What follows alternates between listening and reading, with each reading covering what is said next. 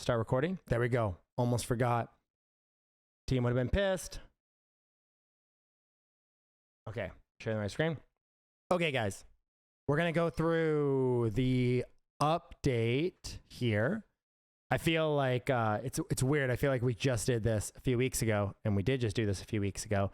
But team's been cooking. I actually, even when the project manager sent me how much is coming in the Christmas update, he's like, okay, here are going to be the things and stuff, and can you review the patch notes stuff? And I'm going through it. I'm like, what the fuck? Like, yeah, very, team's been working so hard to, to be clear, it's not like the scope of an expansion here. It's only been a few weeks since Munk has dropped, but they really cooked for this. Yeah, very excited about the stuff that we have coming. But hold on, first, let me share something pretty fun with you guys. Check minor announcements. A little thing the art team has been working on. Just a little thing on the side.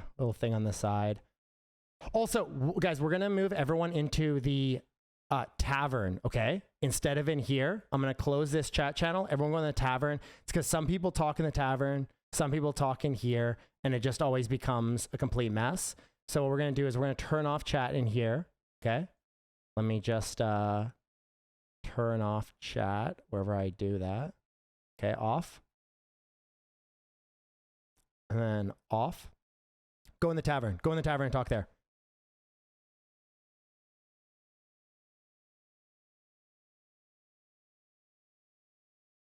The final message. All right, hop in the tavern.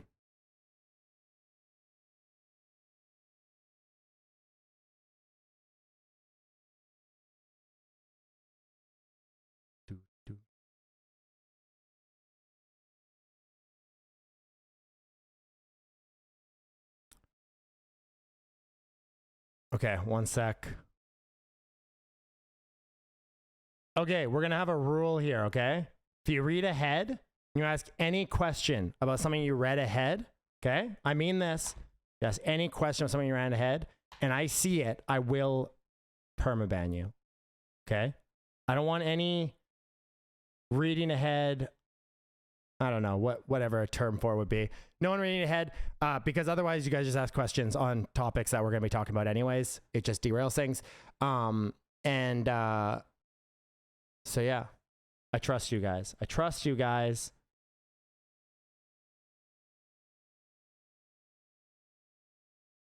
The GG one is sick, I know.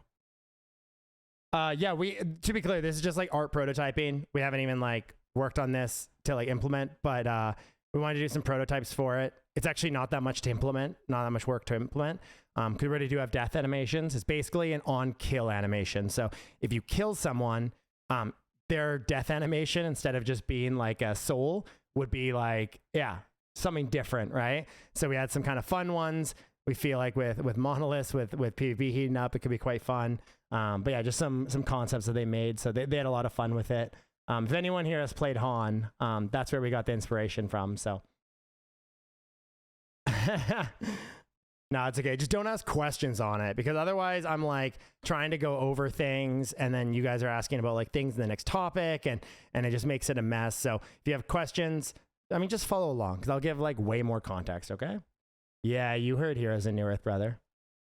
Dude, I lost dude, that almost made me fail my first year of university. It was Heroes in Newerth. Okay. Goddamn, Han best MOBA. True. Did you see the re-release thing of it, Lou? Oh God, we're gonna have to fucking play some Han. It's okay. It's like it feels like the game, just with a fifth amount of heroes. My favorite hero was always Blitz. Like obviously he came out later, so I played from like the early access days when I was in high school and shit at a PC Bang. Blitz was obviously later, but he was by far my favorite. He's on the game. There's also like Wretched Hag. Like most of the characters heroes aren't in the game yet. Yeah. I've tried Han, wasn't into it. Han is only good if you played it. Sorry, we'll get into the patch notes in a sec here, guys. Han is only good if you like played it when if you played like Dota in the Warcraft client, then Han felt incredible. But then like League came along, they did a lot of things just better than Han. They made it way more accessible, etc. No price tag to start playing, all those kind of things. And then Dota 2 obviously is like very well made. Han's just, you'd only enjoy Han today, especially over Dota 2, if you had nostalgia for it. Otherwise you wouldn't, because it's like the same heroes. It's like just a worse experience in pretty much every way. But no, Han is not alive. It's like a third party that I think like reverse engineered it or some shit, and is like kind of like they're in like early access on a re-release. There's only like I think like 50 heroes in it. But it plays pretty good. There's not too many issues. There's issues with like their matchmaking and stuff, but and there's no lever penalty and stuff like that. But overall, it feels decent. Screw this or whatever. Let's go. Agreed. Raven MOBA? Fuck yeah. All right, guys. Munk Christmas update notes, aka the winter update. It is that time of year again. By the way, the team works hard on these intros and stuff, so I'm gonna be reading all of them, okay? It is that time of year again. Adventures, Emberveil returns with twinkling lights, warm hearts, mischievous goblin grinches, and Father Beard wandering the world with gifts in tow. As Ravencrest once again dresses in festive spirit, whether you are celebrating the season for the first time or picking up where you left off last year, be prepared for plenty of cheer, surprises, and rewards. Additionally, the monks will be officially opening the much anticipated Winter Carnival on December 17th, but this time with the addition of 3 new games added: Carnival, Pummeldillo boxing, and 2 dice games. Yeah, I'm recording properly. Okay. I can't resize this screen, okay, because I'm recording. Wow. Oh my God, what a cute GIF. What a cute GIF. It's been a year, yes. Yes, sir. Staking. Oh, we jump right away into the staking conversation. Oh my, okay, big one right at the start. I thought there was other stuff. Kisner is here. Now I'm intentional about it. Durda Samstorm played. No, Snyder went off topic for more than 10 minutes. That was not 10 minutes. That's outrageous. It was 5 minutes. Kisner, I nailed that one. Snyder leaked something. That's a given. It's used in Ranting Raven now. All right, on to staking. Quest staking arrives this week to the Quest ecosystem. Over the last few months, during a brutal market where 99% of projects are shutting down, slowing development, or pulling funds, our goal has become crystal clear. We need to build a sustainable ecosystem that can not only survive, but thrive during a difficult market. We established 3 clear steps a while ago with you guys for the Quest ecosystem. Sustainability, so our community doesn't have to worry about us closing doors like many others are currently. Buybacks and burns to actively strengthen the Quest token and consistently reducing the supply of Quest weekly and increasing short and long-term scarcity. Utility, then multiplying the impact of that increased scarcity by introducing even more significant utility to the Quest token. If any of you guys were, I think it was in the Monk Carnival AMA, I talked way more about this. And I'm really glad I did, because we were able to do so much of that with the Monk Carnival expansion and are able to continue being able to do that. And, but I dig way deeper into it and kind of our philosophy here and our strategy. And it was something that I originally shared, like we wanted to change and we felt we had to do something different than the rest of the space. At the time, a lot of pushback, a lot of concern, rightfully so. We were doing things very differently than other teams were, but we really looked at it at the point where we looked at what is every other team doing, and they're all failing with it. So we need to take a different approach. And I'm very glad we trusted our instinct there, because it's worked very well. And we're in a position that I don't think, or I know almost very, very few are. For every 100 games, I'd say there's one that is in a strong position. And we're very grateful for that. Remember, scarcity is rarely noticed until a tipping point is hit. With how much Quest is out of circulating supply from buyback and burns and Quest spent in game, we are very close to that tipping point. Now we activate step 3, rocketing Quest utility. This comes in 2 forms this week. The Quest exclusive Reforging system, more shared later in the patch notes on this, and the introduction of Quest staking rewards. A better, safer staking model. We took our time designing the system because we didn't feel the current staking models in Web3 were the right approach. Instead of taking cash directly into our own hands, we negotiated 100,000 USD of IMX token for our adventurers and the Quest ecosystem believers.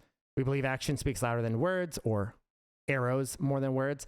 This is another action we are taking to put the Quest ecosystem and our adventurers before ourselves.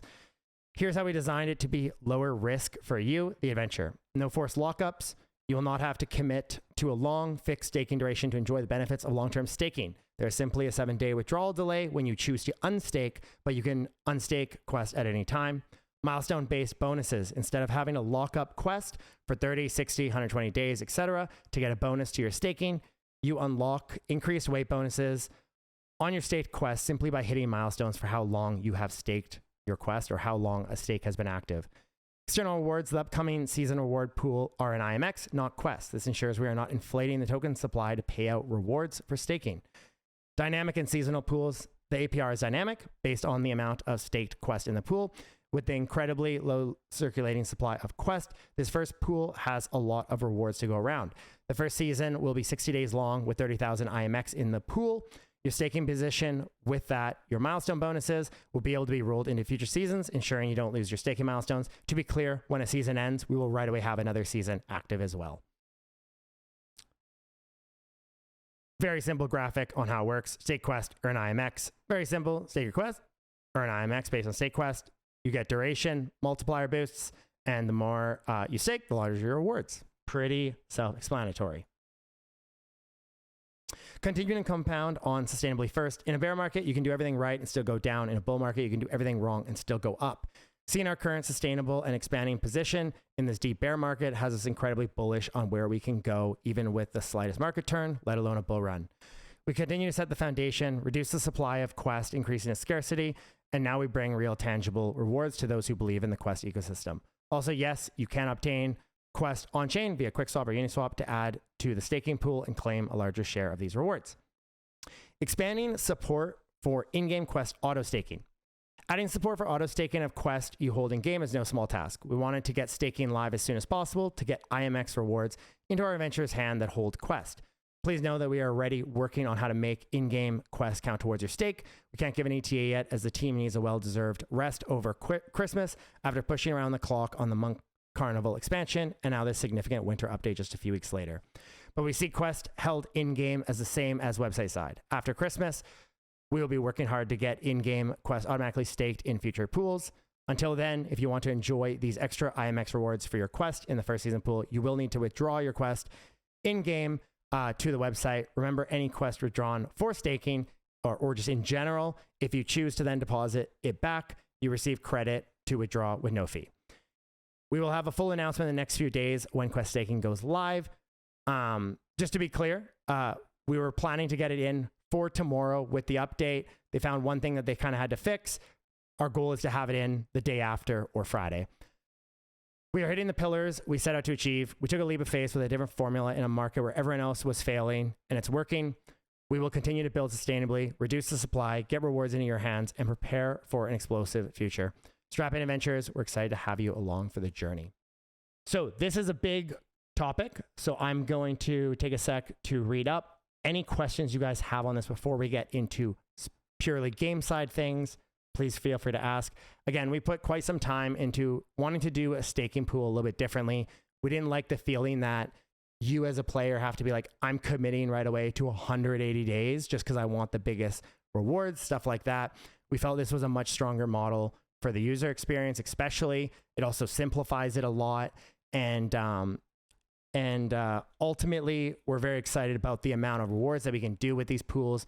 We're also working on kind of some fun stuff for the future as well. Maybe some like exclusive cosmetics and stuff tied to your duration and stuff like that. We're exploring a bunch of things, but ultimately we have this IMX that we want to get out to you guys. So we wanted to get it out as soon as possible, right? Yeah, any questions you guys have, any in-game benefits for staking? Not currently, but again, definitely something that we want to explore, or we already have explored. We have a million ideas.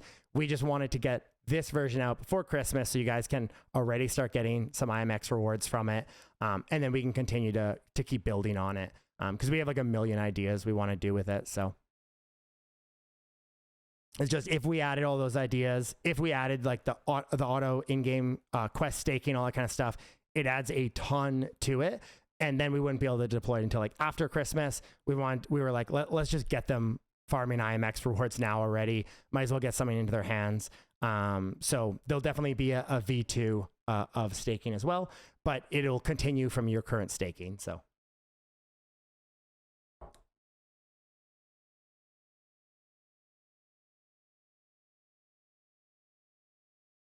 is it single token staking Quest? Do you mean like, do you need to stake USDC and Quest?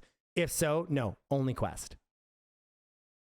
UpGod, I just answered that a second ago. Yeah, so essentially you are getting IMX as rewards for staking your Quest, meaning that it's not inflating the Quest token, which we felt was very important.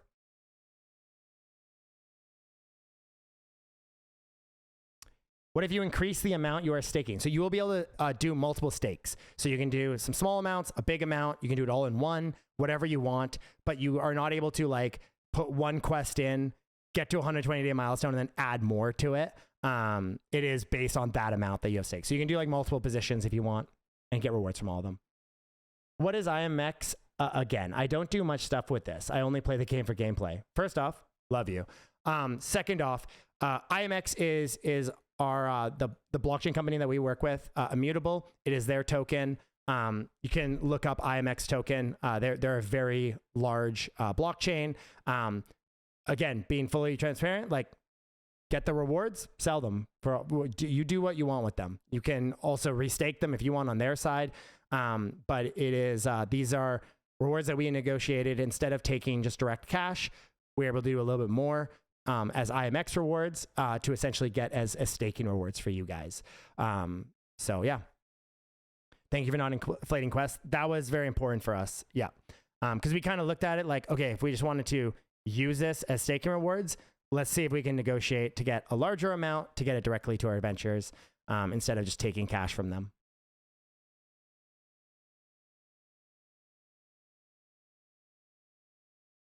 Staking going to happen in game. So I just went through all of that. It's also here. So I won't go through it again because everyone else has already heard on it.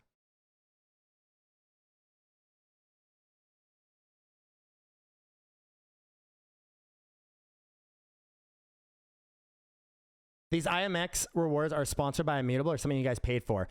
I guess you could say indirectly we paid for it. It's part of our agreement with them. We negotiated some certain terms. This was one of the terms that we decided to negotiate this way instead of just taking cash on a grant.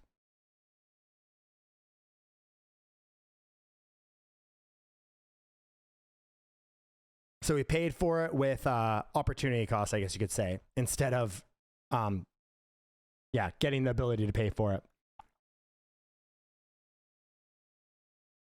We get in-game goodies, not in the current season pool. Again, we just wanted to get this out to you guys right away so you guys can start enjoying some rewards just for having Quest. Because we know many of you guys do just hold a Quest because you care about what we're doing, you believe in what we're doing, you see the potential in what we're doing long term, and I want to make sure you guys are just getting something just for sitting on it. Yeah. If you want to end exit staking, do you need to take everything out? Or can you remove smaller amounts? You do have to take out one position at a time. That's the only thing. So you do remove a full position. You can't remove like part of a position. So if you guys are like, hey, we want some if you want some flexibility, just make 2 or 3 positions. So you have that flexibility. The time boost is nice. It is very nice. And also, again, not financial advice. Okay. Not financial advice, but the amount of rewards we're putting up with what's actually circulating, like not locked away in the vault, not burned, etc., is very solid. That's all I'm going to say to that. Can't say too much to that, but yeah.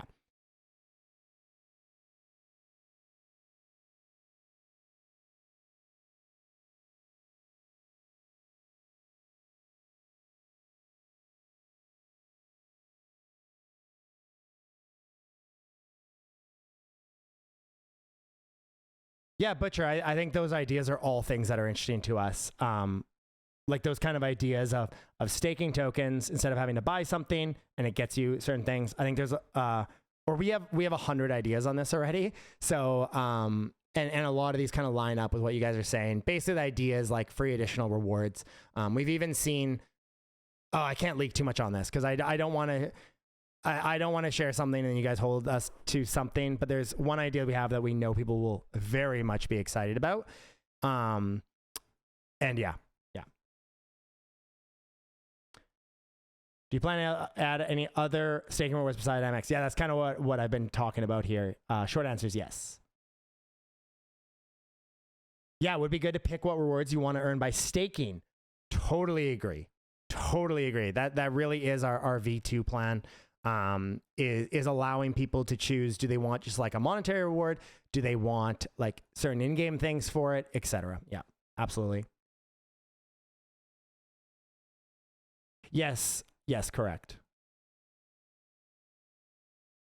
Staking for Lambo parts.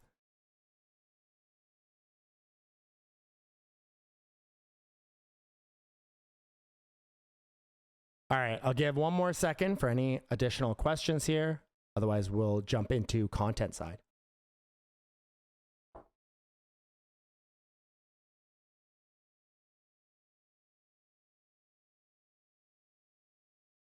I see 3 people typing, so I'm going to give 1 sec because I assume they're typing out a question on this.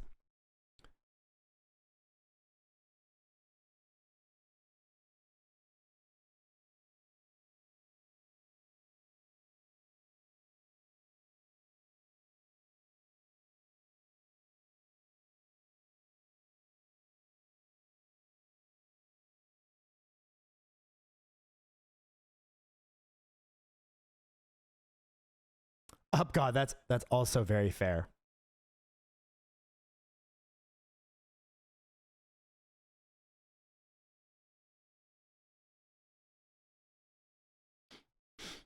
A few times on announcements you have mentioned burn still 1% left, so 10 mil instead of 1 bill. That I believe is 1% of 1 billion, correct?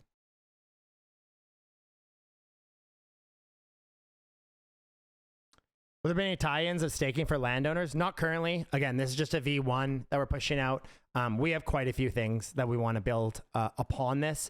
So yeah. That's why, to be clear, that is why we are doing a seasonal model, right? Because we want the ability to be like, okay, new season, new rewards that we want to do. It'll be IMX plus possibly other stuff or the opportunity to choose. Might have like additional things that you can do as well in it. That's really our goal. Okay, let's jump in. At the heart of Emberveil is a tradition of exchanging Emberveil gifts with fellow adventurers. Trade gifts with another player, and you'll both receive a merry Emberveil gifts return, which offer improved rewards. How to obtain Emberveil gifts: complete adventures board tasks dropped from hunting creatures, same as supply bags. Completing any of the 6 Goblin Grinch seasonal events. How to obtain Merry Emberveil gifts. Exchange Emberveil gifts with another player. Okay, I won't get into all of these. These gifts can be opened for Father Bear tokens and seasonal items that are sold for silver. Every gift exchange must be an equal number of gifts, so the player must trade the same amount. Santa Claus. Father Bear tokens earned can be bought or brought to the Merry Munk in Ravenquest Seasonal Hub in exchange for a selection of seasonal prizes. Festive house cosmetics like Emberveil chimes, Sir Frostalot, the Chill Knight, and even your own personal Merry Monk helper to cheer up your house. Additionally, you'll be able to purchase Father Beard's famed Emberveil cookies, which boost your earned experience by 40% for the next 500,000 experience acquired. These cookies are sure to be a treat. So basically with extra seasonal currency or whatever, you're able to use it on that once you have the other things. Keep your gifts close. Okay, more fluff here, more fluff. Oh, we also have some new Christmas cosmetics as well. These will be in the Munk Carnival to be won as well. If you're already in the holiday mood, make sure to visit Merry Monk and he will point you toward all Emberveil activities. Keep the festive spirit up, adventures, and have a merry Emberveil. On to Pummeldillo boxing. Yeah, the Christmas ship actually looks really sick. I love the literal tree in the back. Pummeldillo boxing time. Straight from the scorching corner of Hatterack Desert comes a fierce contestant ready to dethrone Moa Racing as the Carnival's patrons' favorite attraction. Pummeldillo Boxing is the new action-packed thrill that will be the talk of the fairground for days. Stake your Carnival tokens or lucky chips on fast fast-paced Pummeldillo boxing matches featuring a complete roster of brawlers, each one with a unique fighting style and a star reflecting their potential as a fighter, with lower-rated contestants offering better payouts. Every few minutes, a new match will take place. 2 contestants enter the ring and brawl it out until a winner emerges victorious. Seek out the famous Pummel Glove coach, Rocco Shelboa. I haven't even seen the name. Well done, design team.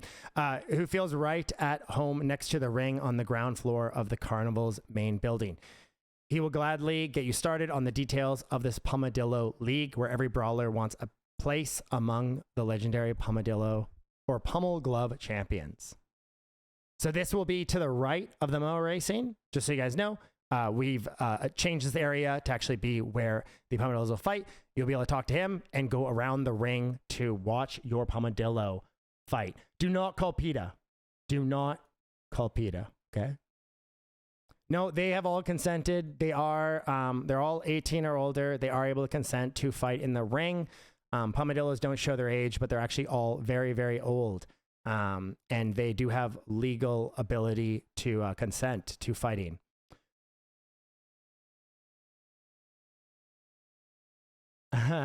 Yeah, the Pummeldillos also have names. The boxing Pummeldillos have names as well.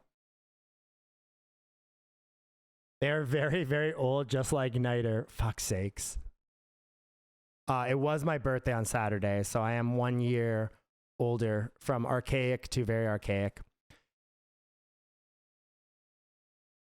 Gonna have to ID them. Yeah, of course, is Ultrix. 100%. Dice games. Not in the mood for a friendly Pummeldillo brawl? Then step right up the nearby stairs and roll some bones at the Carnival's brand new dice games. Whether you trust destiny, probability, or pure Munk luck, these fast and flashy tables offer quick thrills and crisp rewards. 2 games await: high lows, high low, and dub scene doubles, each rolling their own way in the Carnival's growing lineup. At high low table, you predict how a single enchanted die will land. Choose high low, odd even, or make a daring move by naming a specific number. 1 prediction, 1 roll, and thrilling suspense. High low's magic die spins and tumbles before revealing fortune's call. That is, if you can hear it over high low's excited yelling. So this, essentially, we want to add these upstairs, trying to keep everything together here, and kind of adding a little bit more purpose to the upstairs as well, and things to hang out with. High-low's table might be too loud and chaotic. If you prefer a bit of symmetry on your side, dub scene doubles might be your place. Roll two dice and have them settle as a perfect pair. Any matching numbers count as a win, with higher doubles bringing even greater rewards. Simple, swift, and harmoniously compelling, as dubs would say.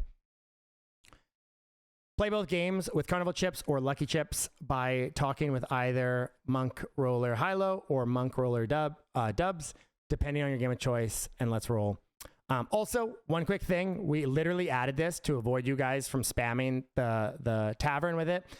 Intentionally, there's a UI where you pick like what dice you want to choose and roll it and stuff like that. This UI does not go away after you click the roll button.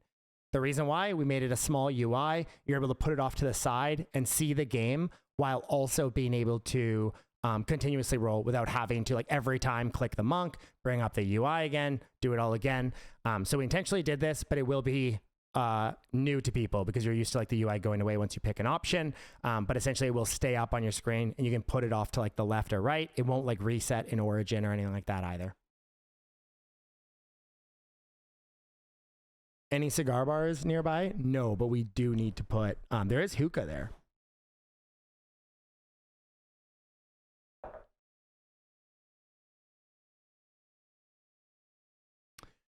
People reading ahead, banning all of them. Banning all of them. Talking about things ahead in the patch notes, unbelievable. Outrageous. Unfounded. Herb, it's legal in Canada, right? Correct. You can walk in and buy weed and smoke it out in public.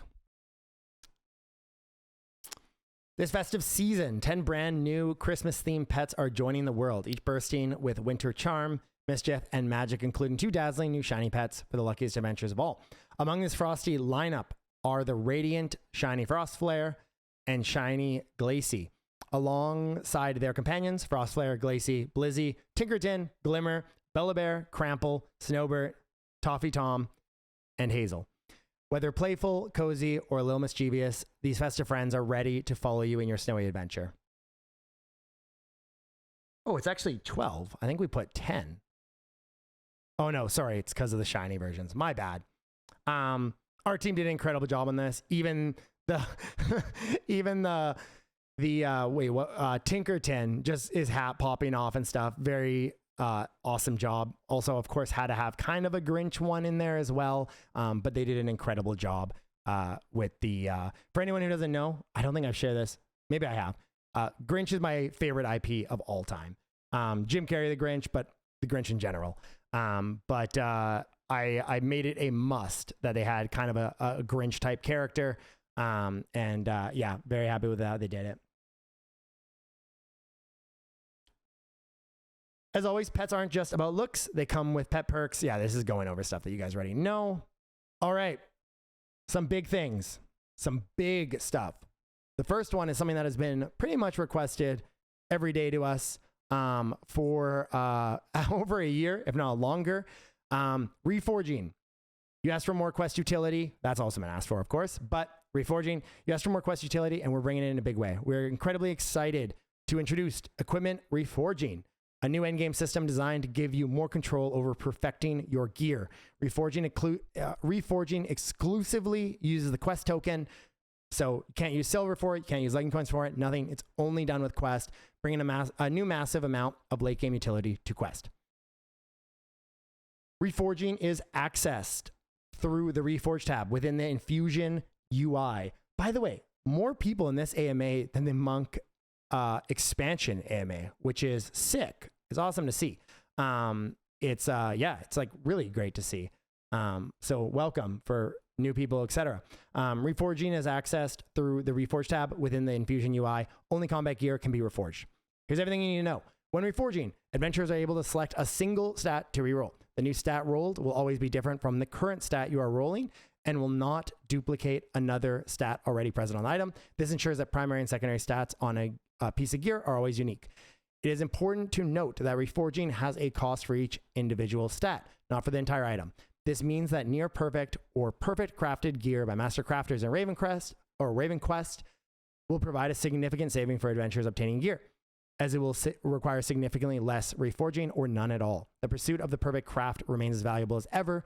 We may also be bringing in additional equipment sync in the future to reforging as well. Stat types are always preserved. So rerolling a primary stat will always result in another primary stat, and rerolling a secondary stat will always result in another secondary stat. Tier 7 and Tier 8 announced below.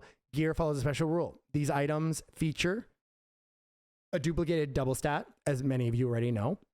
This is not changing. This is just what it is right now, which is treated as a single stat for reforging purposes. Selecting one of these duplicated lines will automatically select both, causing them to reroll together at double the usual cost. The quest amount to reforge is based on the equipment type, armor having a base reforging cost, with one-handed weapons being double the price of armor and two-handed weapons being double the price of one-handed weapons. The Reforge UI displays only eligible primary and secondary stats. Stats granted by quality crystals are excluded from the interface and cannot be reforged. New gear and level progression. With the implementation of the reforging system, we are also, actually, I'll go over this and then I'll read questions. I'll have to scroll up. With the implementation of the reforging system, we are also, we are also introducing a brand new equipment tier, Tier 8, giving players opportunity to reach even greater levels of power in addition to all stat slots available in the previous tier. Tier 8 gear now features 3 primary attributes, 18 quality crystal slots, Tier 8 items, so 3 primary attributes as opposed to 2 that Tier 7 have. Tier 8 items are crafted using Radiant Catalysts, a new material obtained from Legendary Expeditions. Due to their immense power, these items can only be equipped by adventurers with legacy level 80 or higher. With the introduction of Tier 8, adventurers may not be able to max quality crystals on this new tier of gear right away. This is a new tier of crafting progression. You may need to boost your crafting ability further to reach the pinnacle of Tier 8 crafting. Gal, the same reason with Tier 7. It uses Aether Echoes. exact same thing. We want to have each system kind of tie in a different way. For this one, we did expeditions. For the previous one, it was Aether echoes. If we introduce a tier 9, it may have raids in them. That's actually not a bad idea, UpGod. That is not a bad idea. To be clear, like the winter update goes live tomorrow, and the team desperately needs to be able to have a little bit of time with their family during the holidays. So with that, we're not going to be pushing another. I'm sure we'll push like some patch fixes and a few other things, but we won't be pushing any like major update during the holidays here. But I'll make a note of it. We actually kind of have another idea for, yeah. But anyways, just want to make that aware. This update's already going live tomorrow. The team will literally murder me if I tell them to add new things or change things. Because most importantly, it goes smooth. You know, the Monk Madness expansion went in incredibly smooth compared to previous updates, and I want to make sure that I don't stress them the frick out.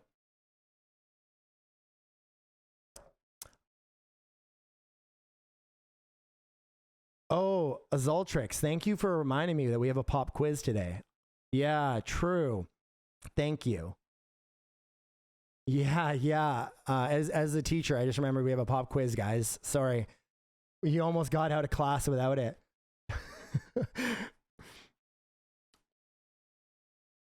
No, like, by the way, when I mentioned tier 9 there, it's hypothetical. This is the first new tier of equipment we've added. Yeah, I'm being super hypothetical when I answer that, okay?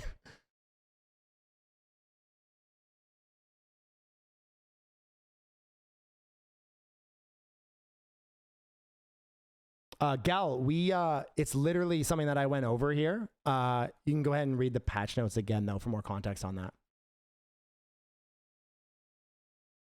Oh, yeah, no, raids would come without tier 9. This would be like maybe a second raid or a third raid.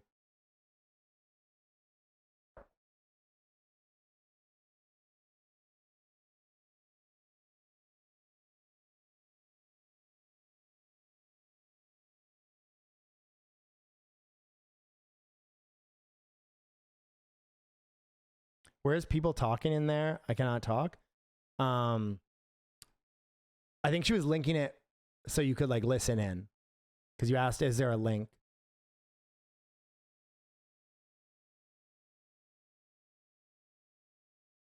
Oh yeah, sorry. Reforging, while it sounds like Warforging, it is just Quest. However, should have put Warforged shards in it. God damn it.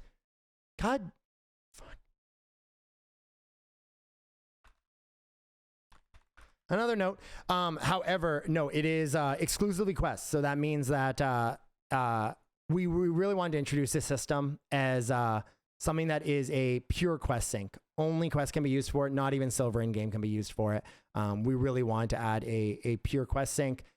We've achieved the goals and milestones that we set out with Treasures Below. Monk Madness crushed those goals. And now we're on to step 3. And a big piece of that is quest staking and reforging and something else as well. Quest burn it all down. Exactly.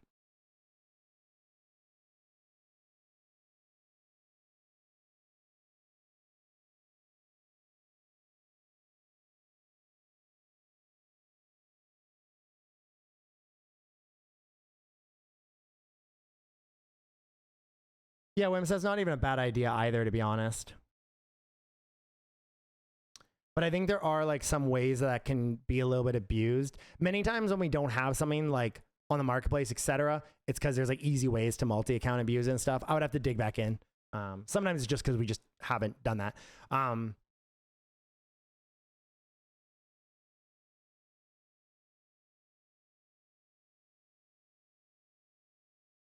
Wimps, PvP players can't power up without PvP. Yeah, actually you can. You can get Warforging from expeditions as well. Okay. With this update, we're also increasing the effective level soft cap from 85 to 90. We know for some players, this might feel early. However, as an MMORPG, continued progression is core to Raven Quest's identity. With the introduction of new Tier 8 gear and an increasing number of adventures hitting cap day by day, we want to ensure there's always a path forward for the most dedicated adventurers. Remember, MMORPGs are not a race to a finish line. If you are not effective level 85 yet, that's okay. Play Raven Quest the way you want and enjoy the most, whether that's hardcore pushing to the new level 90 cap or enjoying the journey at your own pace. First and foremost, games are about enjoying the journey.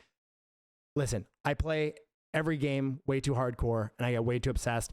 I understand this can be very difficult to do, to understand that just because you're not 85 doesn't mean that, you know, you have to be or whatever. I completely understand that feeling.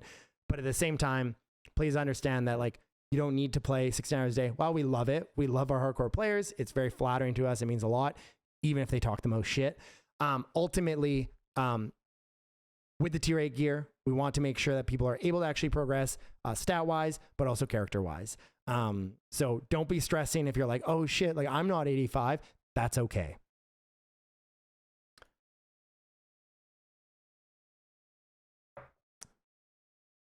%, they talk the most shit. To be clear, we've been in game development a very long time. We know the people that do care the most are also going to be the vocally most angry and complain the most. I know this as a gamer myself. Whenever I get really hardcore in a game, that's when I go from that's when I go to the point that I'll like complain about stuff publicly, right? When I got into game development, I stopped because I realized like it's dumb.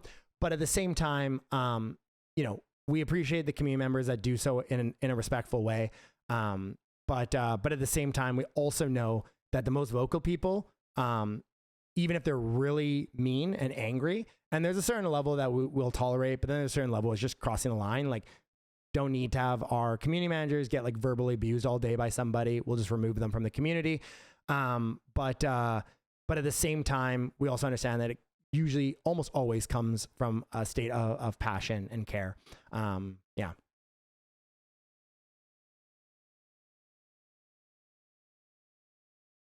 I'm well experienced with the World of Warcraft PvP subreddit.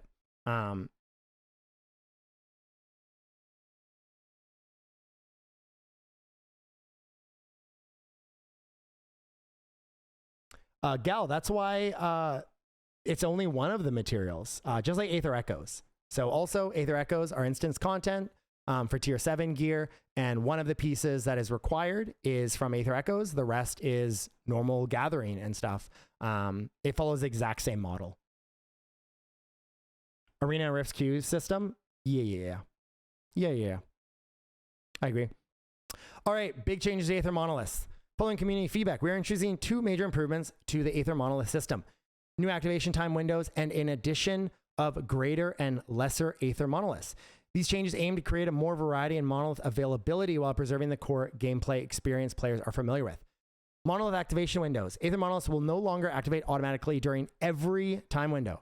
Instead, each window now has a chance to trigger a Monolith within the war zone, adding an element of unpredictability to their appearance. The activation chances vary by time window, but they go from 30 to 60%. This is basically following concurrent user numbers. So in the middle of the night, there's way less users, so it has a lower chance. During peak hours, it has a higher chance. Essentially, this is a multifold change. One, we absolutely agree with everyone complaining, except for probably like the top couple guilds. But Aether Monoliths devalue the intention of fame to every other system in the game. They just give way too much. So we knew we wanted to reduce it. But at the same time, we also want to make sure that Aether Monoliths remain content that people are looking forward to. And while we know that some, you know, there's like that 10% that are such PvP heads, they're like, do it every single window. For many, it's also way too frequently, right? Their guild expects them to be there for 6 windows a day, 18 hours a day. We wanted to reduce this. We also wanted to make improve kind of a few things regarding like scouting and stuff like that, with having some level of unpredictability as well. And additionally, we wanted to change the monolith system a little bit to better account for strong guilds and also weaker guilds. While, to be clear, the system is never going to be designed in a way that's like every guild is guaranteed to get a monolith. That will never be the goal.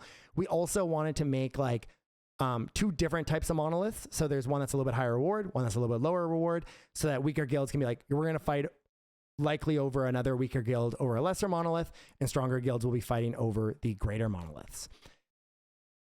Aether monoliths now come in two distinct versions: the greater monolith, previously the standard Aether monolith, and the newly introduced lesser Aether monolith. During each active time window, 2 war zones will be available instead of one containing a greater Aether monolith and the other containing a lesser Aether monolith. Aside from the rewards, both versions function identically and use the same assets, ensuring a familiar experience regardless of the monolith. There will be map indicators to know which one is spawning, so you can know, like, we're going to the greater one, we're going to the lesser one.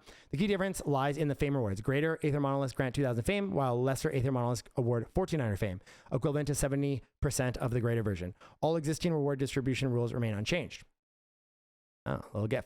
To support the dual monolith system, several interface and messaging updates have been implemented. Monolith and map icons now use distinct colors to clearly differentiate between the types, with purple icons representing gray, blah, blah, blah. Additionally, new tooltips have been added, blah, blah, blah, blah. So, yeah, this is a change that we wanted to make. The same rules apply. So again, if you claim a monolith, you cannot claim another monolith. So a guild can't take a greater monolith, then go claim the lesser. There's the same rules. People say like with channel swapping, but it's actually based on Warzone. So it would be the same rules that apply. But essentially this will allow weaker guilds to be like, okay, we're going to go fight over a lesser one. Stronger guilds to go fight over a greater one. 2K from greater is still too much. I do generally agree. The frequency will be a lot lower. We will go with this, and we will make adjustments as needed. Yeah. Stronger guilds take them both. They cannot take them both.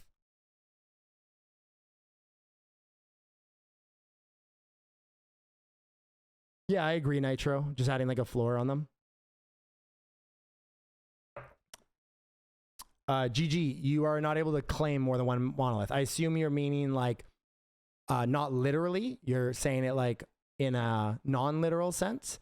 I'm just responding to him literally. So does the debuff stay? It does, yes. In the other war zone. Yeah, time traveler. Okay, so if you're meaning it unliterally, you know, then yeah.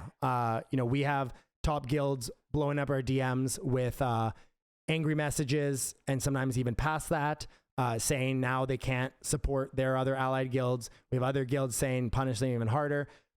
It's important for us to find a middle ground. We've been very clear on kind of like our goal with the system, and we'll continue to tweak it as we have. So.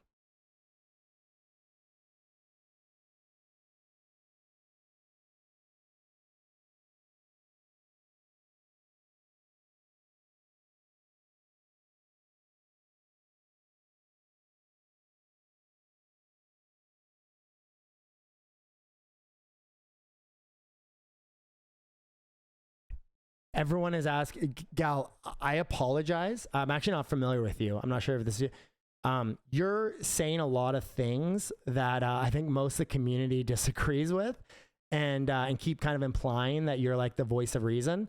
I will answer a few more, but it seems like you're maybe intentionally just trying to like derail or something. It's very weird, but yeah, no, the entire community is not asking for a single channel for us to remove the EU region, the Southeast Asia region, nor even making it so that there's only one monolith. I don't think that's what the entire community is asking, but I assume you're from a guild that wants that. We're also aware of that. We have a balance of, you know, many guilds saying, please don't do that, because only one guild will win it, or maybe 2 guilds. And then we also have, of course, a couple guilds that are like, oh, make only one, because they want to make sure they're the only guild to get it. We try to find a balance between that, right? And there will never be a balance, right? Both sides will, like, you know, we make a change. A lot of guilds are saying, oh, it's not enough of a punishment. The guilds that, you know, we're helping after claiming their monolith, they're saying it's too much of a punishment. Of course, there's, you know, subjective bias on their circumstances of what they want, but that's part of our job, right? Is to try and find middle grounds, and make tweaks, and try and make, you know, not just one guild happy, not just one guild upset, trying to find a middle ground. At PvE channel, you can just go to the non-PvP zones at any time. to go. Again, TGG, the entire community is not asking for that. But I know that TGG is. Again, we try to make changes that are not just in the intention of one guild or just their guild and their allied guilds. We generally try and get multiple opinions with changes. Creature spawns. For the final update of the year, we have added 5 new creature spawns, along with several improvements and expansions to existing areas across the world. Beneath Kabara Palace, a newly discovered cave complex. Okay, you guys can read through these. New spawns. And also expansions to existing spawns as well.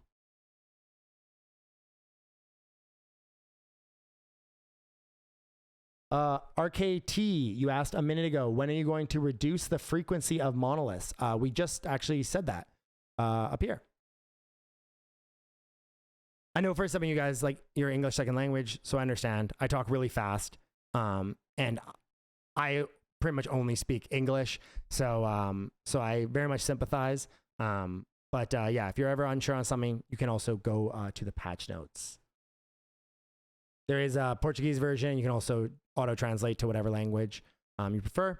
And but yeah, I know I talk really quick, and so it's easy to miss my rambling, especially if you're English second language.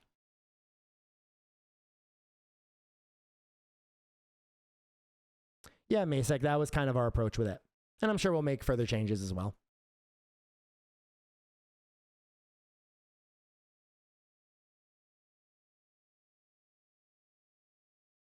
Sultrix, I'll add it as well to the very long list for things to dig into.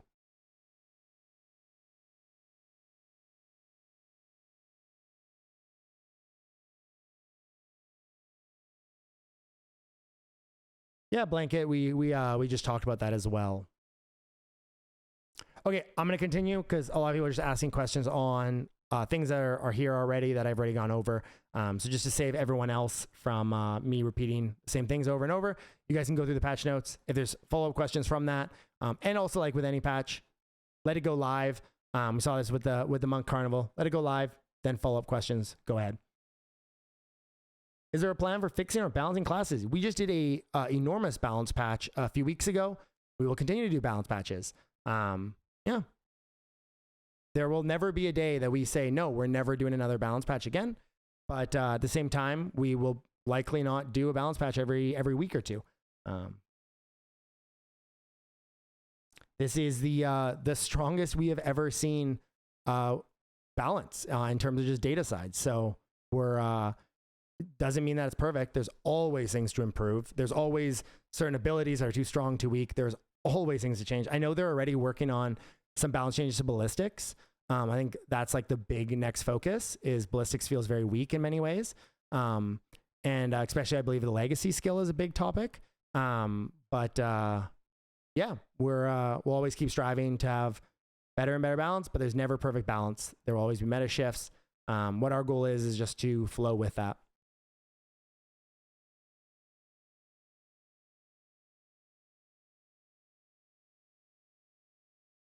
I feel like fame from Monolith should be a bit lower, but I guess when you try a new system and see how it goes. Yeah, I agree. Like it'll reduce by about 50% with this. Might not be enough. We'll see. We'll continue to make adjustments though as needed. General changes. Added 2 new milk tea types, now interacting with professional levels, available at the same vendor as milk tea. So essentially silver, they're sold for silver, and you're able to boost your crafting and open world EXP. We reduced the price on quite a few guild buffs. They just felt way too high and didn't make sense. And so these prices were halved. Munk Carnival added a new element to MOA Racing UI top stakes. This is something that I was pretty excited about. I shared this when I was at the carnival with some other players. Basically, this display shows the highest stakes placed in each race, separated by currency, including the name of the player who placed the stake and the MOA that received it. And so this is actually on the staking, on the racing UI. So when you're watching a race, you can see who's losing the most. Or potentially winning the most, but also, yeah, just largest bet and on which MOA, and updated the stake input field. So now you can just type in the amount instead of always having to adjust the amount. And yeah, a bunch of other stuff as well. Guys, what we're going to do, toss your questions in there. I'm going to take a quick 1 minute to get.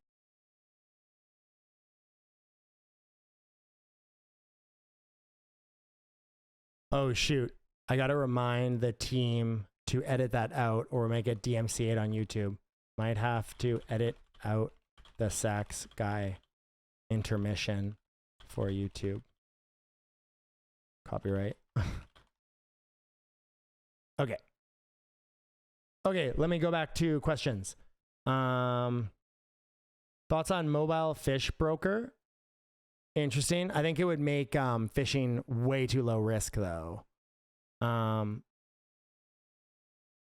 I believe moa breeding is under crafting professions. I'm still one Zo.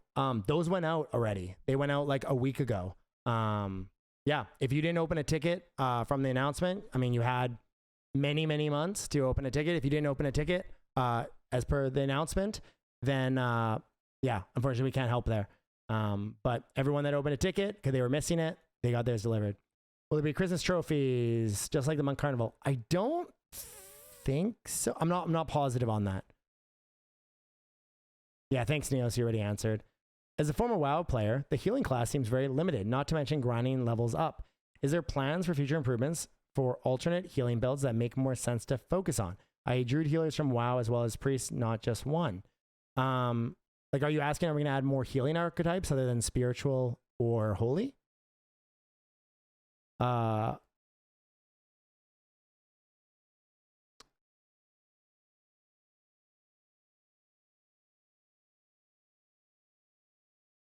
Any plan to boost gathering so marketplace isn't empty? We need to fight inflation. Well, we just added a gathering boost, if that's what you're referring to. Also, making more gathering things generated doesn't do that.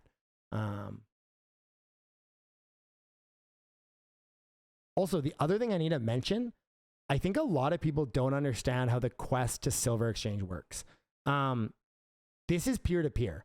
So even if silver supply is actually going down, like while the carnival was open and stuff, even if total silver in the game is going down, this doesn't mean that the price, like what people are willing to spend silver on for quest and vice versa, will reflect, right? Silver can go down every single day for weeks without it reflecting there, right?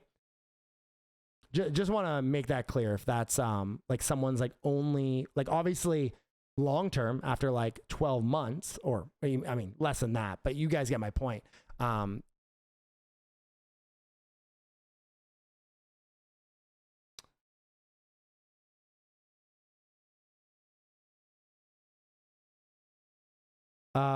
Maybe Neos, you have an answer to this guy's question because this is more on like the here.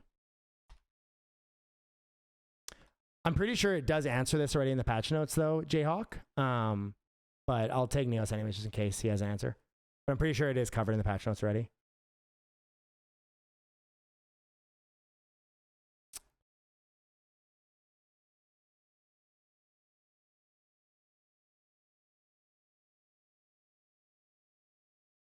Yeah, didn't get my physical card or plushies. Send me a DM, Monkey, because first off, if the plushie is from YouTube's side, those we cannot control. If you want it from the lucky chest, we are waiting for the 100 on just our side because we've already sent out the South American side, but I'm still waiting for the plushies from YouTube's as well. They're sending 100 to us, and then we ship it from here. I asked for a tracking link recently. Many people have already gotten their plushies. Some haven't. The ones from YouTube's, I mean. But then the ones from us, like I need to get the plushies in from them. As soon as they get in, we'll send them out. But we can't control third party there. In terms of the cards, those all went out already. Tons of people have been posting on Twitter about them, etc. If you didn't get them, shoot, or if you didn't get the physical card, shoot me a DM. I will check why. Assuming you filled out the form. If you didn't, then that's obviously why you didn't get yours. But if you filled out the form, they should be there already. Maybe they got lost with shipping. You know, those things can happen. But yeah, obviously when we're sending out to like hundreds and hundreds of people, odds are a few of them might get lost. But if you fill out the form, And it still hasn't arrived. We can check the tracking for it and let you know. Yeah, WT, I honestly don't blame you. They're like a very established company. Like they've worked for like Marvel, Simpsons, South Park, like everybody. It's been very painful on our side. I need to be super clear there. We are still waiting on the 100 from them. Many people have gotten them already and they posted them. Like there's another person posting theirs. It's been very frustrating on our side and it sucks because we only have so much power. They said the 100 are on the way. But there's some people that even like they ordered theirs directly and they haven't gotten theirs yet, but many have as well. It's frustrating. Yeah, fill out the form. We'll DM you. Perfect. Okay. Thank you. Yeah, there's a chance that like got lost in mail or maybe depending where you live, it's just taking longer. It's hard to say. I'll have to take a look. How are these new fame values going to change anything? Well, generally, like it's 50% the amount now of total fame as possible because they are monoliths will spawn every window. So it's about a 50% reduction. So I think that does help, but of course that doesn't mean it's necessarily perfect yet. But a 50% reduction is usually going to be reduce the amount of fame rather than increase it. So 70%. That's not true. Oh, you deleted it.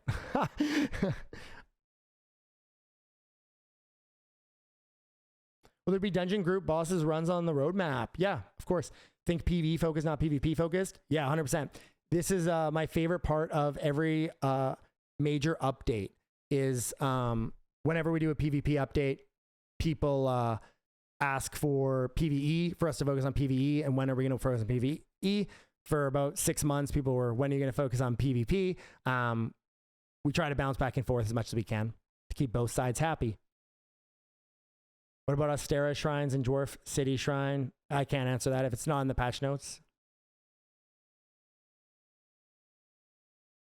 I don't believe Reforging binds the gear.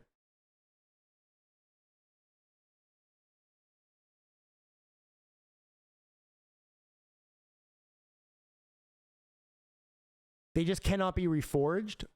What that means, so if you have wisdom and you have bonus from the quality crystals and you reforge the wisdom part from the core gear, that bonus to the wisdom is still on the gear from the quality crystal, but it's not going to reforge the 7 plus the 3. It's going to be like the wisdom changes to something else and you'll see +3 wisdom from the quality crystal.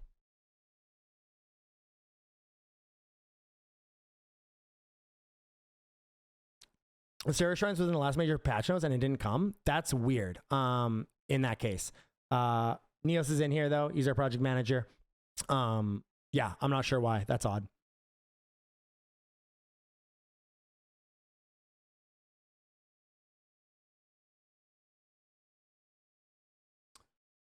If lesser one spawns and greater one does not, we still have to go to the lesser one.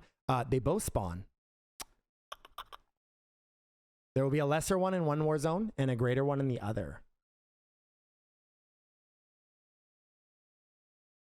Sweet means crafters can perfect items even further. Huge. Yeah, exactly. So either they both spawn or none spawn. Correct. Yeah.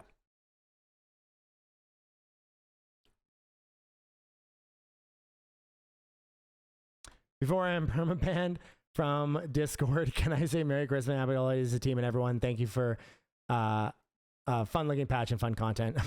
Appreciate it, Time Traveler. I'll ban you in a bit. You get another like 15 minutes. Yeah, we've been working very hard on this winter update. We know we just did an expansion just a few weeks ago. So, you know, this is not an expansion, but we wanted to really push in as big of an update as we could before the holidays for you guys to enjoy. I'm very excited about the Pummeldillo boxing, by the way. I will see you at the ring tomorrow morning with the update. Yeah, I'm very excited about the Pummeldillo boxing. There's actually some fun mechanics too. They they fight, but they have like different types of punches. There's a chance to like daze the other boxer and get extra punches in, and there's like health bars for both of them and stuff. It's pretty cool. It's not like they're not like literally like moving around the ring and stuff. Like they are just squaring off on each other. Yeah, it's very fun. Also, the boxer names are great. But I will, right after the maintenance tomorrow for the winter update, you can find me on the NA server at the ring.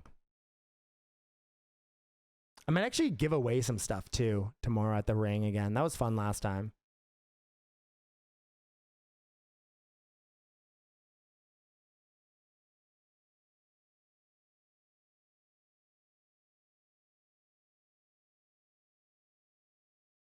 Yeah, repitch. I think that's interesting as well. I'll share with the team.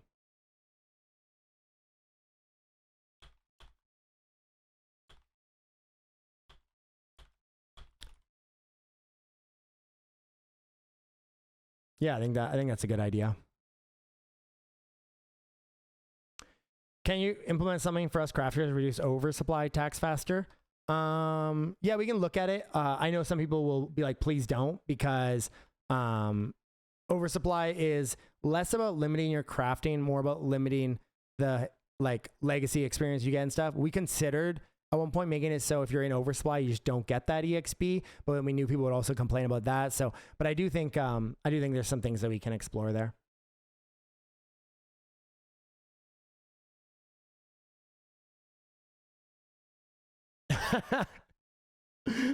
Listen, I'm intentionally not answering it, okay? I'm on your guys' side, okay? I'm hoping that the rest of the team doesn't notice, okay? That's easily abusable. Yeah, I agree, Repage.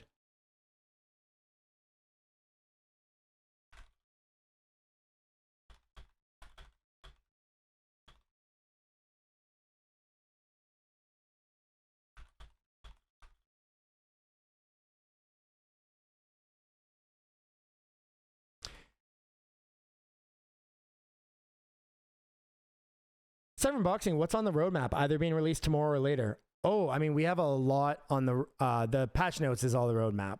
Or sorry, like what's being released tomorrow. Like if you mean just like you thought it was only Pummeldillo boxing, like if you just joined in or whatever. But what has our excitement most? I've said this before, and we'll just do a little bit more here, guys. I know I'm kind of like through the thick of it. So we'll just do a little bit of rambling here. There probably won't be any major topics anymore. So feel free if you're like, I got to go do something or whatever, feel free to like hop out. But I'll do a little bit of rambling on my side. I've always said my favorite thing about game development and why I wanted to work in MMORPGs over a decade ago was I love class design. And that really comes to archetypes as well. Or that our version of that is archetypes. I love working on that kind of stuff. We already have multiple archetypes that we love that the community submitted, like concepts. And there's one that I'm very in love with that wasn't community submitted, but it was one that I worked on a very long time ago, which is it might not be named this, it might be named something different, but it's essentially a samurai type archetype. Again, our archetypes are not classes, so remember to consider that. It's not like a samurai class, but there's an eastern part of Ostera for a reason. And obviously we're not at this stage yet that, you know, we have more that we want to build out on Ostera and additional areas that we want to build out that are not. We feel like there's more that we can bring there first, like additional journals to certain areas and stuff, as you guys know. So that is our focus first. And I'm trying really hard to keep myself chill and not be like, okay, skip that, let's work on this. But it's essentially a discipline. Sorry, goddamn. Oh, I got a cough attack out of nowhere. It's essentially a discipline archetype, really themed around samurai kind of lore. So that's something that I've been very, very excited about. This is not something coming soon, to be clear. We have other stuff that we need to tackle first. We want to do like, you know, group expeditions, raids, the missing journals, stuff like that first. That's our priority. But that's something that the day that we can, I'm very excited for that. And possibly some new weapon types, katanas or katanas, if you want to say it the right way, I guess. I believe also one of them was glaives that we wanted to introduce, crossbows. There was a few kind of things. Yeah, so that gets me really excited. I always love working on that kind of stuff.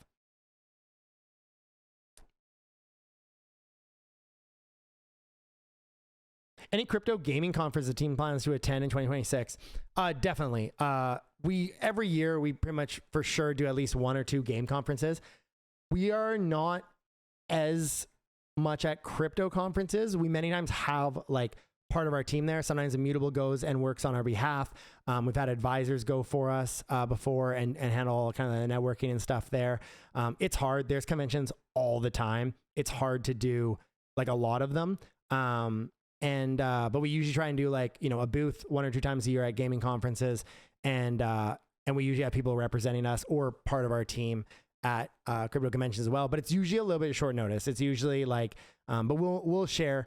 Like if I'm at one, I'll definitely share as always. But yeah, what we like to do is do our own kind of live events stacked with a game convention ideally. So we have like a live tournament, for example, possibly half semi-leak there, but like we do a live tournament or a live event. And then at the same time, it's when there is a convention going on in the same area and we kind of like do them together, right? We maybe do the event like after the convention or like after, you know, if the convention's a week long, we do it at the end or before, etc. And then we can kind of kill 2 birds with 1 stone. Bard is another one that I really love. Many of you guys know Bard is usually one of my favorite class types in many games. That's one that we really love as well. There's a lot. Like when it comes to archetypes, there's like 5 archetypes that we have like designed out that I love, that I would love to do any of them.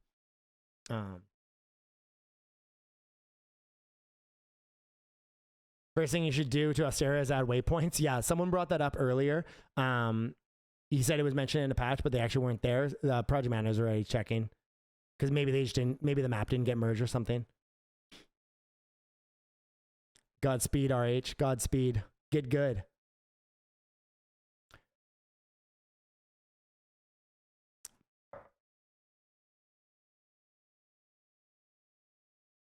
I love seeing everyone argue about what's next.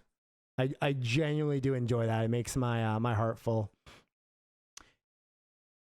Some people were also recommending like 1v1 arenas. I think that's pretty interesting as well. I wanted to chat with the team on how easily they could just add a 1v1 mode.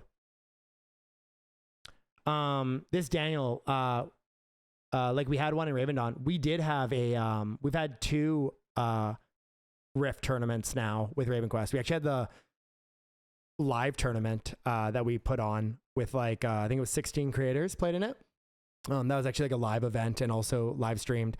We love doing things like those. They're a ton of fun. It's nice now that we have the arena system too, because that was kind of the one weird part is like the Rift portion of it is a little bit odd when it's like a tournament structure. Now having the arena system out, it's very cool. It'd be cool to do a 2v2 tournament. When LAN tourney, yeah, the last one we did was earlier this year. We definitely want to do another.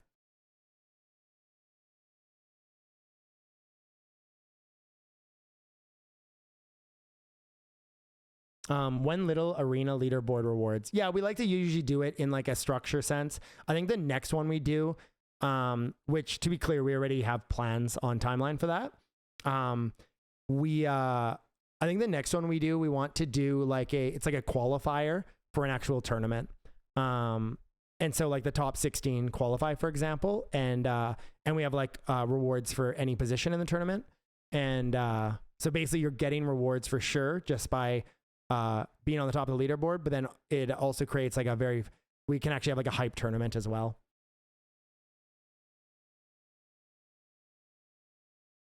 Delete Fang, please. Yeah, they already did a trinket rework. We just haven't had time to implement it yet.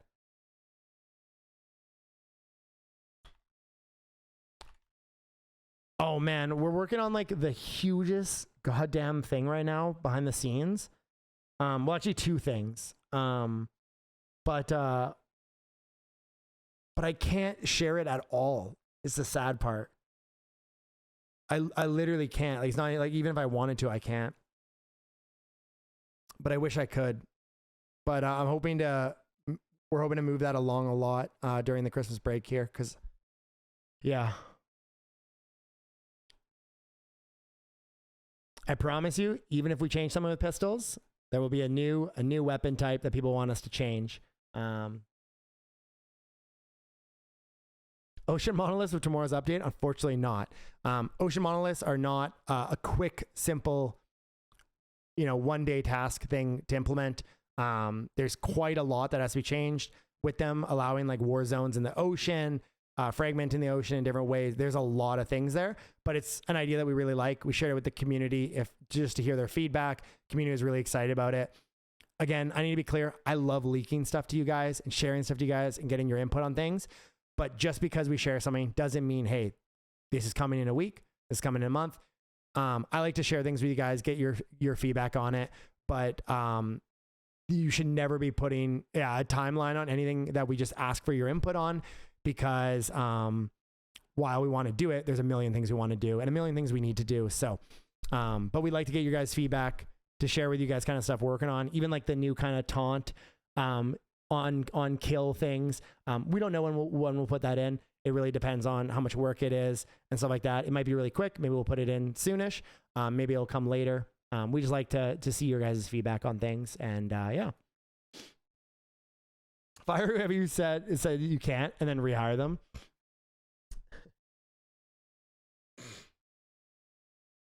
There's an Ocean and Raven quest. I think so. I can double check with the team. I think there is. Or maybe it's just like mud fishing we have. It could just be mud fishing.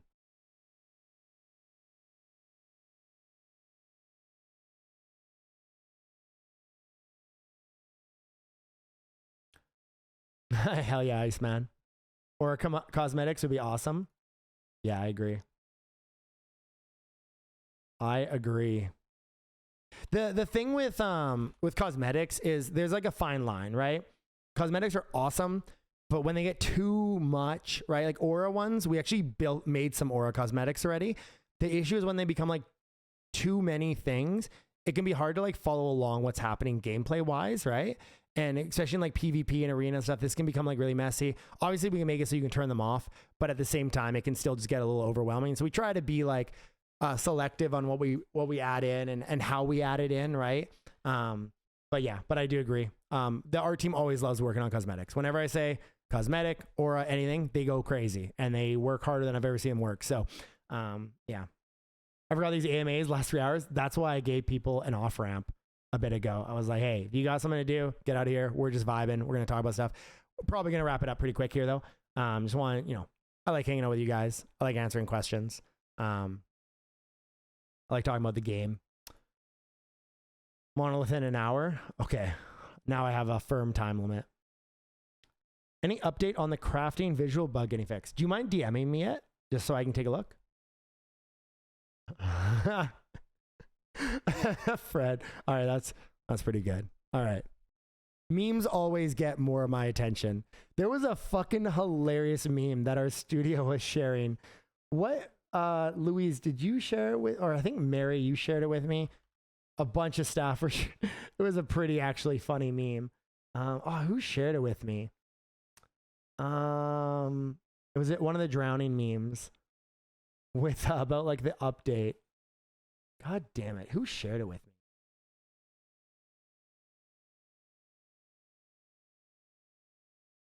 Oh, here it is. This is some pretty funny shit. It was, what was it, Hutch that made it? I want to give credit to whoever made it, okay? Because I don't actually know.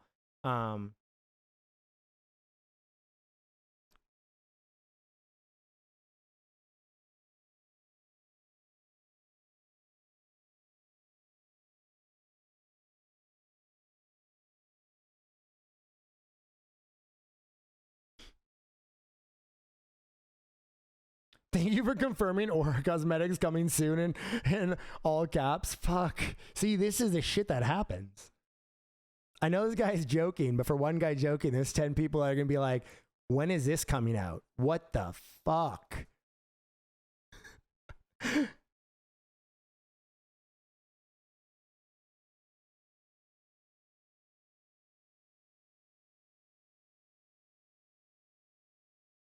Also, on this meme, by the way, guys, I will always be first to say, we're not perfect. We're so far from it. We try to get better every single day for you guys. We really push ourselves to our very limit. We try to constantly push out content, changes, fixes, bring new stuff for the ecosystem, expand the ecosystem. The things we have cooking behind the scenes are very huge. And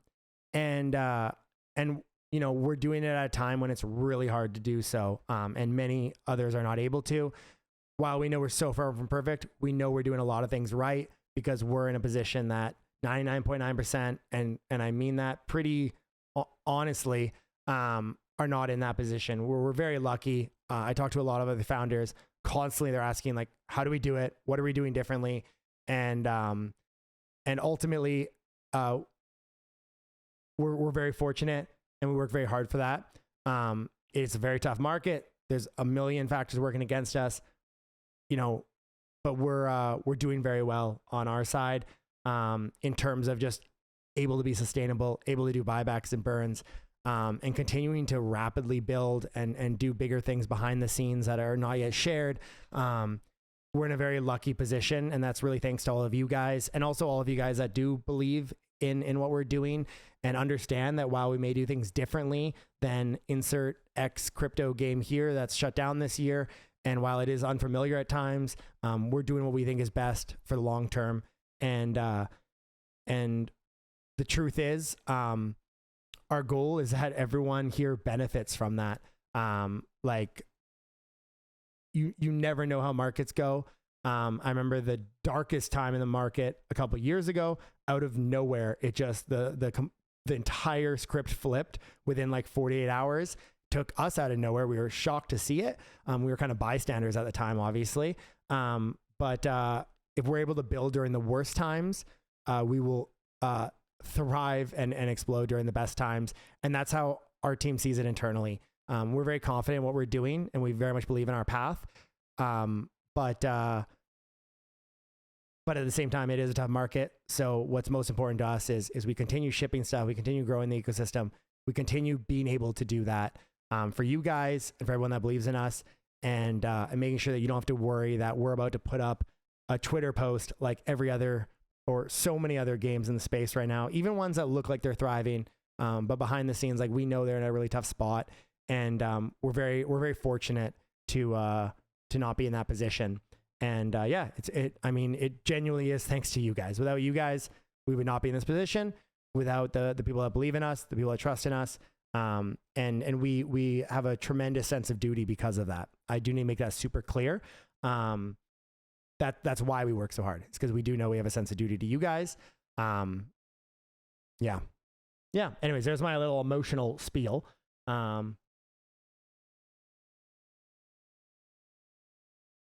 Because there's reason for that. It wasn't meant to be diabolical. Yeah. Team works harder on Aura Cosmetics than anything, quote. Please check your DM. I have about 50 DMs just since his AMA. I promise I will be playing catch up during, by the way, for anyone who is like, wants to talk like bigger things with me or whatever, during Christmas break, it'll be a great time because a lot of the team will be off, but I will be working as I pretty much always do. But this will be my chance to like catch up on a lot of ideas and things to implement for the new year. So I'm very excited for that time. While the devs get a good break. I work during that time because I love it. Because that's when I get to like work on like design stuff and really dig into things because I have a lot more time. So because I don't have staff every 5 minutes saying, Nighter, you know, look at this or review this or what do you think about this? And yeah. Agreed this, Daniel. Agreed.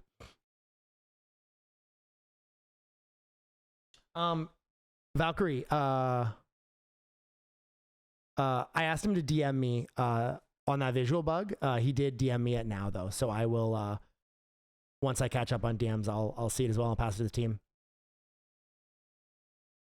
I appreciate that, Glorious. He's not giving you a raise.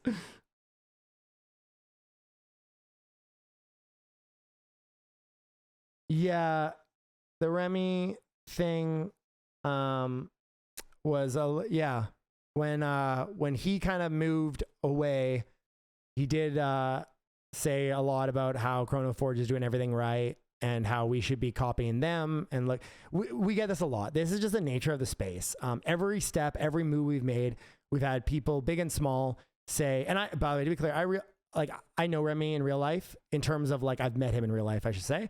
I like the dude a lot. He was a lot of fun to hang out with. We had a lot of fun together in Brazil. We vibed really hard. He came to our live event. And so I'm not like trying to single him out here. We've had it many times over the last 10 months. Everyone's saying, look at these guys, look at these guys. Well, the reality is pretty much everyone we've been told to look at has now announced that they're closing.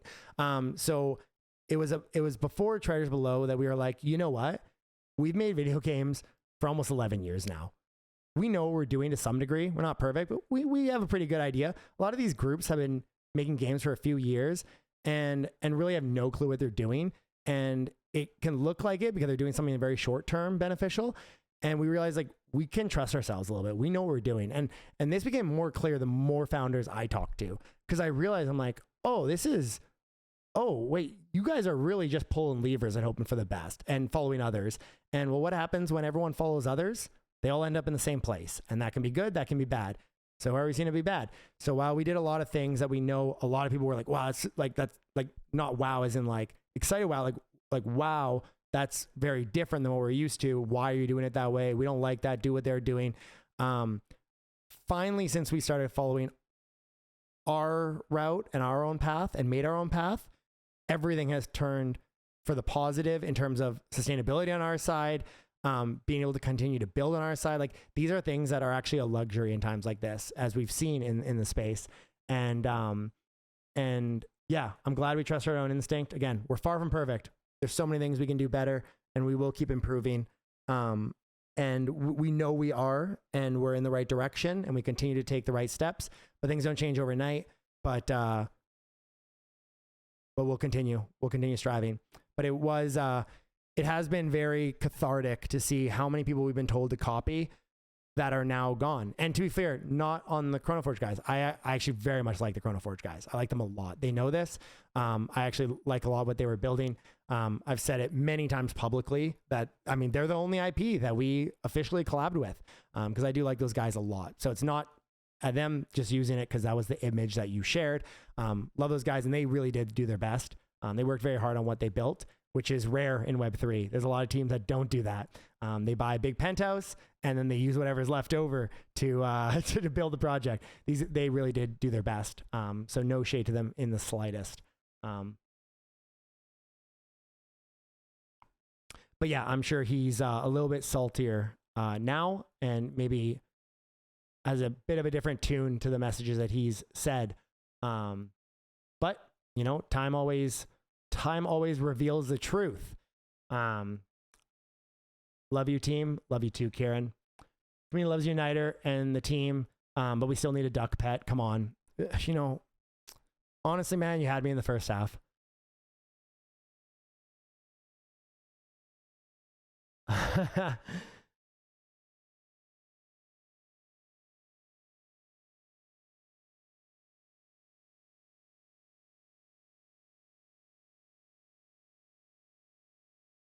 You gonna play WoW? Stop lying. I'm not sure if you're talking to me.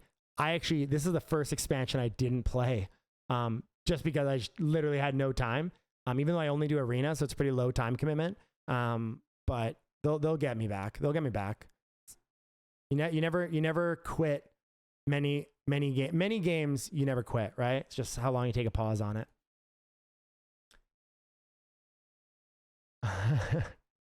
Thank God we didn't copy shit. Agreed. Agreed. Like early on, we tried to follow the mold and do what people said and follow what the players say that other teams are doing and stuff. And again, we have a laundry list of 30 things we were told, 30 different projects we were told to copy. All of them except for one are now closed. And we're here. We're here for a reason. And that reason is for how many times people asked when group expeditions. RQ has a massive experience, especially in Web3, all a big experiment. Yeah, agreed.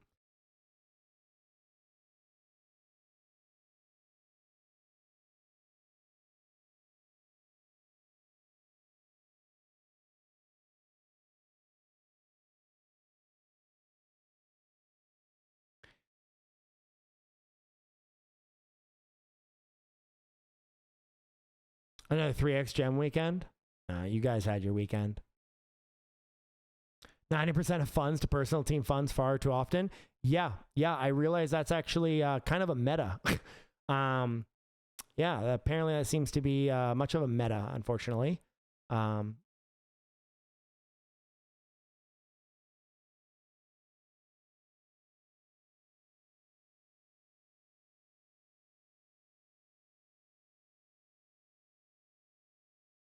Yeah, thank God we're here building as thousands became cut fat of this cycle.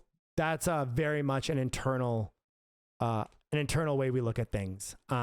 We are genuinely seeing, I mean, shit, I would, of like relevant project, like probably a 90% reduction, if not higher at this point. And it's going to continue. That we know there's a lot that are very close to announcements. They've asked how to craft these announcements and for our input. The reality is there was way too much crap being built in the space. It's a good thing. Us being able to build and build quick and expand quick and do bigger things outside as well for the ecosystem.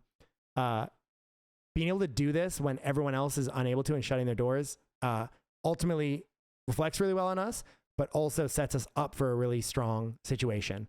There was way too much mindshare being split, and that helps us. Less mindshare is always good. We've seen it even with our Twitter growing a lot recently. Yeah, and especially the Munk Carnival expansion was huge for Raven Quest. Just gonna send it.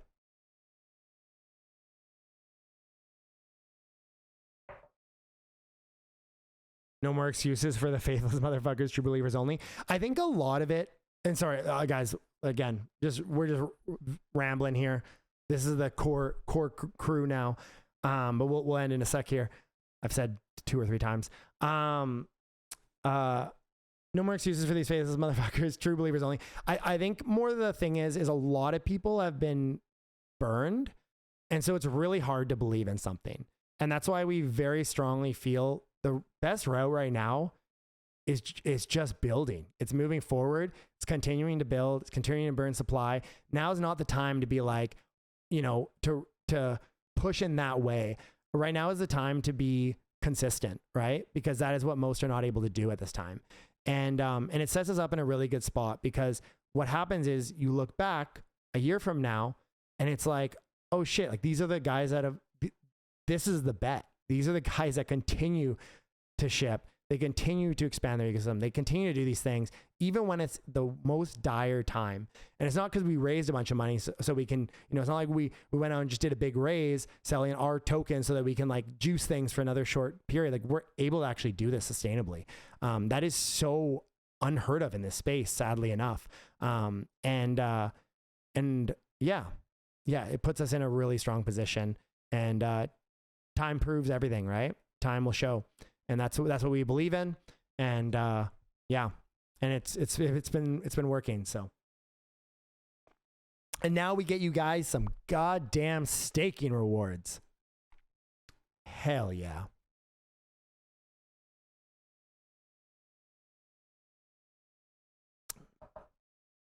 No, we will never expand more lands.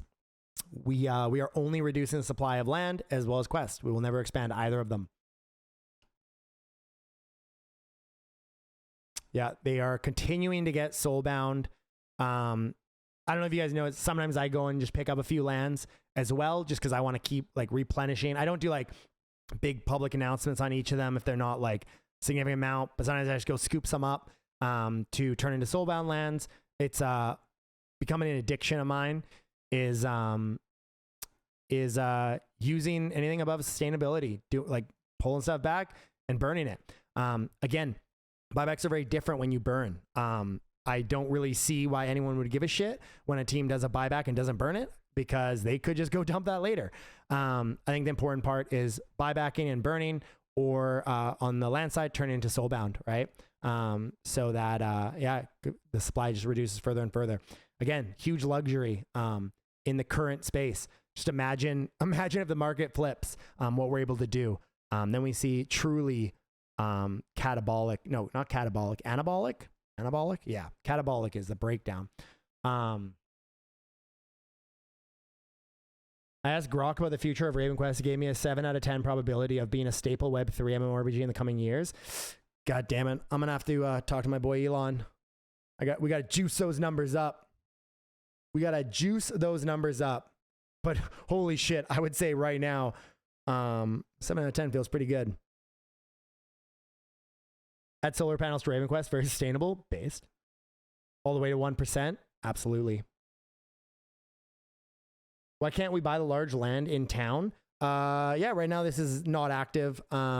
We've been considering when we want to implement it. Do you guys feel there's not enough materials in the market or too many? Give me your thoughts. Say, too many, not enough. Because someone earlier was asking for not enough. Okay, well, economy needs more items. Well, okay. That is kind of what we were waiting on allowing large land for. Obviously, as the game continues to evolve, people use more and more resources, especially with a new crafting tier. Resources are going to be more and more valuable. And pretty much everybody is saying demand is really high. Supply is not enough. Everything's pumped. Okay.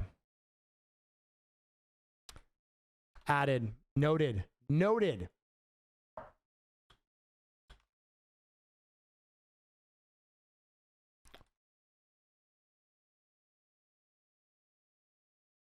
We are now in the jack up quest utility stage. So let's cook. Let's cook from here. Yeah, go buy some land.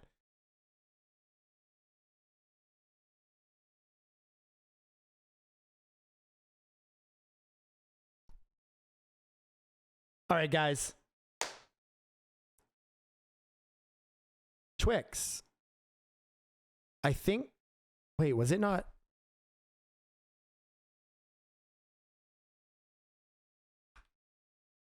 Oh. Never mind. No spoiler. Twix. Yeah, I hear you. I hear you. I can't answer yet. A high demand, low supply is always better than low demand, high supply. Totally agree. That's why I think there's, you know, times when it makes sense, times when it doesn't. Totally agree there.